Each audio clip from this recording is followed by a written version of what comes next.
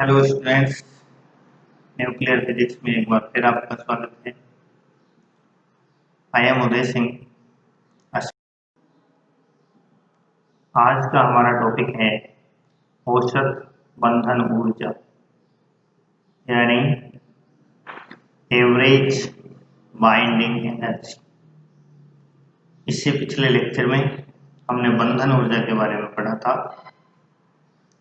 आज हम देखेंगे कि औसत बंधन ऊर्जा क्या है और क्या इसकी उपयोगिता है, यानी नाभिक के स्थायित्व में इसका क्या महत्व है।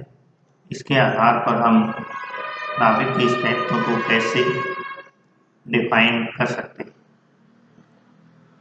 और जैसे जैसे मास नंबर बढ़ता है, द्रव्यमान संख्या ए बढ़ती है, उसके साथ साथ किस तरह से औसत बंधन ऊर्जा वेरी करती है और किस तरह से नाभिक के स्थायित्व है उससे प्रभावित होता है।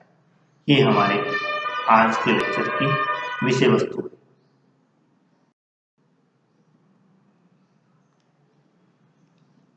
पिछले लेक्चर में हमने एक एग्जाम्पल लिया था नियोन का, और उसमें हमने देखा था कि नाभिक की कुल बंधन ऊर्जा आई थी 161.05635 MeV। इसकी यदि हम एवरेज बाइंडिंग एनर्जी निकालें तो इस नाभिक में पाए जाने वाले जो टोटल न्यूक्लियन है, अर्थात प्रोटॉन प्लस न्यूट्रॉन, टोटल जो कण है उनकी संख्या का भाग हम इसमें देंगे। तो 10 प्रोटॉन 10 न्यूट्रॉन यानी A बराबर 20 को इसमें भाग देंगे तो अपने पास औसत बंधन ऊर्जा आती है 8.0528 MeV। द्रव्यमान संख्या 1 के साथ बंधन ऊर्जा प्रति न्यूक्लियन के परिवर्तन को चित्र में दर्शाया गया है, जिसको हम शो करेंगे यहाँ। देखिए, ये जो डायग्राम है ये द्रव्यमान संख्या A के साथ बंधन ऊर्जा प्रति न्यूक्लियन को दर्शाता है। द्रव्यमान संख्या A के साथ बंधन ऊर्जा प्रति न्यूक्लियन को दर्शाता है। यहाँ आप देख सकते हो, इधर बंधन ऊर्जा प्रति न्यूक्लियन है 3 MeV, 4 MeV, 5, 6, 7, 8, 9 MeV, और इधर द्रव्यमान संख्या है 0, 4, 8, 12, 16, 20, 24, 30, और फिर स्केल को थोड़ा बढ़ा लिया गया है 60, 90, 120, 150, 180, 210, इस तरह से। तो ये जो कर्व है ये दर्शाता है कि किस प्रकार से औसत बंधन ऊर्जा द्रव्यमान संख्या के साथ प्रवर्तित होती है। तो हम क्या देख रहे हैं यहाँ, जो बहुत हल्के नाभिक हैं उनकी बंधन ऊर्जा, औसत बंधन ऊर्जा काफी कम होती है, लेकिन जैसे जैसे मास नंबर बढ़ता है तो ये काफी तेजी से औसत बंधन ऊर्जा बढ़ती है। और जो मध्यवर्ती द्रव्यमान संख्या वाले नाभिक हैं उनके लिए इसका मान लगभग समान सा बना रहता है 8 से 9 MeV के मध्य, लेकिन जो बहुत भारी नाभिक हैं उनके लिए फिर इसका मान काफी कम हो चला जाता है और घटता जाता है आगे। तो कहने का मतलब यहाँ क्या हुआ कि बहुत कम द्रव्यमान वाले नाभिक और बहुत ज्यादा द्रव्यमान वाले नाभिक दोनों के लिए औसत बंधन ऊर्जा का मान कम होता है, लेकिन मध्यवर्ती द्रव्यमान संख्या वाले नाभिकों के लिए औसत बंधन ऊर्जा सर्वाधिक होती है। अब इसको एनालाइज करते हैं। इस वक्र के अध्ययन से नाभिकों की औसत बंधन ऊर्जा के कारण नाभिकों के स्थायित्व के बारे में सटीक जानकारी मिलती है, और इस वक्र से हम ये निष्कर्ष निकाल सकते हैं। इस पूरे वक्र को हम 3 भागों में बांट सकते हैं: लाइटर न्यूक्लियस, इंटरमीडिएट न्यूक्लियस और हैवियर न्यूक्लियस। तो A इज लेस देन 50, ये हमारे लाइटर न्यूक्लियस हैं, हल्के नाभिक। फिर A बराबर 50 से 150 के मध्य के जो न्यूक्लियस हैं उनको हमने कहा मध्यवर्ती द्रव्यमान संख्या वाले न्यूक्लियस, और ए इज ग्रेटर देन 150 वाले नाभिक हैं, ये हैं हैवियर न्यूक्लियस, अधिक द्रव्यमान संख्या वाले नाभिक। हम ये देखते हैं कि जो पहला और तृतीय पार्ट है उसके लिए बंधन ऊर्जा का मान कम होता है, और मध्यवर्ती पार्ट जो है उसके लिए बंधन ऊर्जा, औसत बंधन ऊर्जा ज्यादा होती है। अब हम पॉइंट वाइज देखते हैं। अवयवों, सभी अवयवों अर्थात द्रव्यमान संख्या के अवयवों के लिए औसत बंधन ऊर्जा का मान धनात्मक उस नाभिक के स्थायित्व को प्रदर्शित करता है, यानी औसत बंधन ऊर्जा का मान पॉजिटिव है तो वो उस नाभिक के स्थायित्व को दर्शाता है। प्रथम भाग का अध्ययन करने पर हमें ज्ञात होता है कि औसत बंधन ऊर्जा का मान द्रव्यमान संख्या बढ़ने के साथ साथ शुरू में काफी तेजी से बढ़ता है। एज लेस देन 20 वाले जो नाभिक है उनमें तेजी से बढ़ता है, उसके बाद इसमें धीरे धीरे वृद्धि होती है। ए इज इक्वल टू 56 के आसपास, जैसे आयरन 56 है, इस पर इसका मान सर्वाधिक है, 8.8 MeV पर न्यूक्लियन हो जाता है। ये पीक पॉइंट है द्रव्यमान संख्या 55-56 के आसपास, और इसलिए क्योंकि अधिक औसत बंधन ऊर्जा वाले नाभिक ज्यादा स्थायी होते हैं, अतः हम कह सकते हैं कि आयरन 56 सर्वाधिक स्थायी तत्व है। आयरन 56 है वो सर्वाधिक स्थायी तत्व होता है। यहाँ हम ये देख पा रहे हैं कि ये देखो 60 के आसपास, यानी 56 हमने लिया है, 56 पर मैक्सिमम वैल्यू होती है बंधन ऊर्जा पर न्यूक्लियन।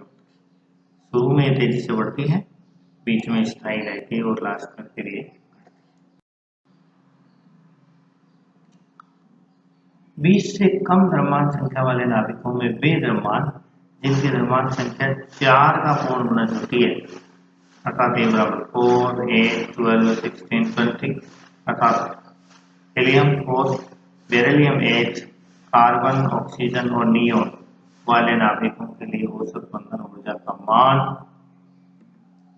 अपने पास के नाभिकों से अधिक होता है,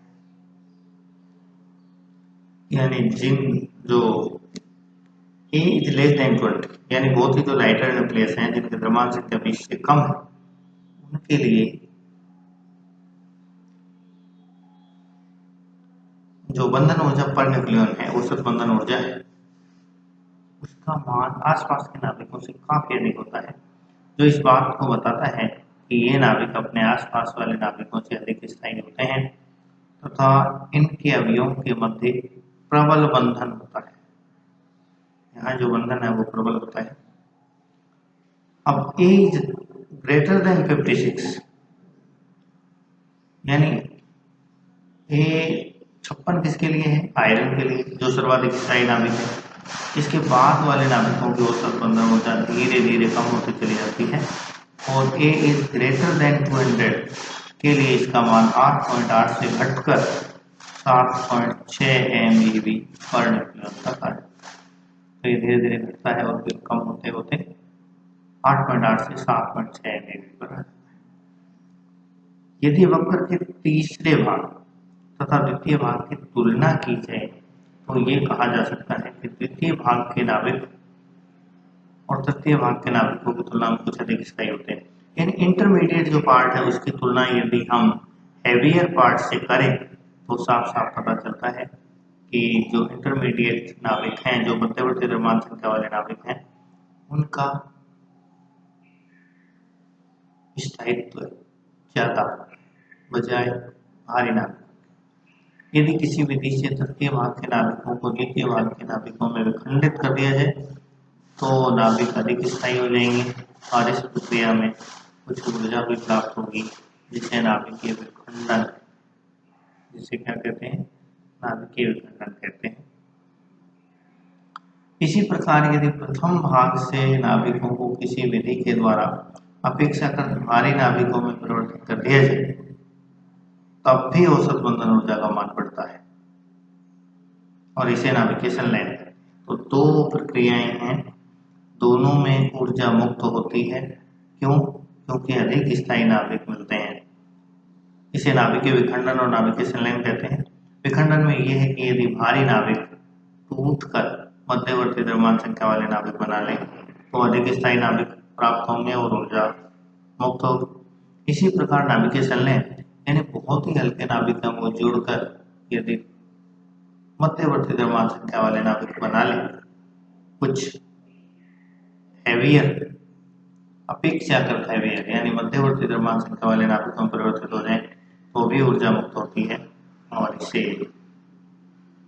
नाभिकीय संलयन कहते हैं, नाभिकों का जुड़ना। यह भी पाया जाता है कि मैजिक संख्या वाले नाभिक उच्च स्थायित्व के गुणों को प्रदर्शित करते हैं, जैसे 2He4 और HO60। ये जो हैं ये भी अन्य से अलग है।